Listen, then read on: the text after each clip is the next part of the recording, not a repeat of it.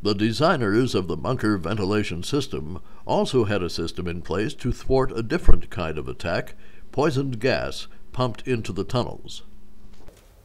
Part of the ventilation system here, fresh air was drawn in from the outside, then it was filtered so it would be totally free of dust, of gas, of anything that might be impure down in here, mold for instance, and then that fresh air was heated and then it was dehumidified. So the result was clean, warm, dry air circulating throughout the bunker system.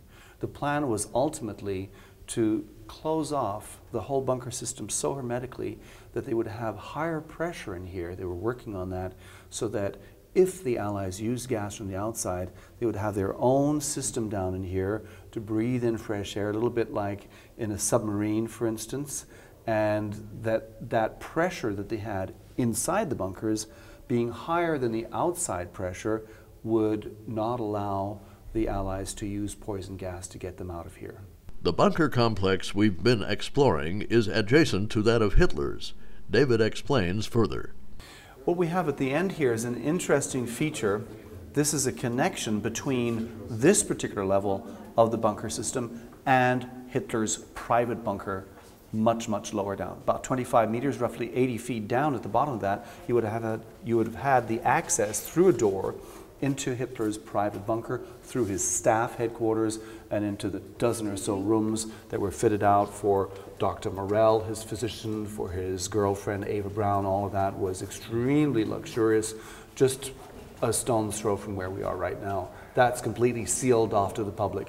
Only this complex is actually accessible to the general public today, and that only since 1999. In the end, there was no final battle fought in this underground maze. In fact, we learn quite the contrary. When the Allies came through here, they found that the SS who'd been manning it up until then had fled. But they didn't take all of the wine and the champagne or the cognac with them, so they had quite a party.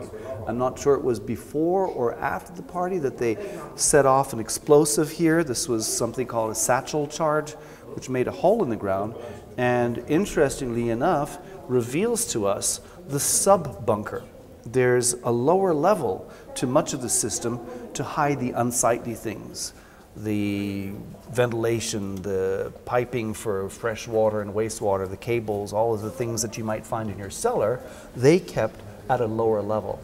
So in point of fact, we're on the upper floor of a two-tiered system. Following our tour of this subterranean fortress, we return to Berchtesgaden to say a final farewell to our guide.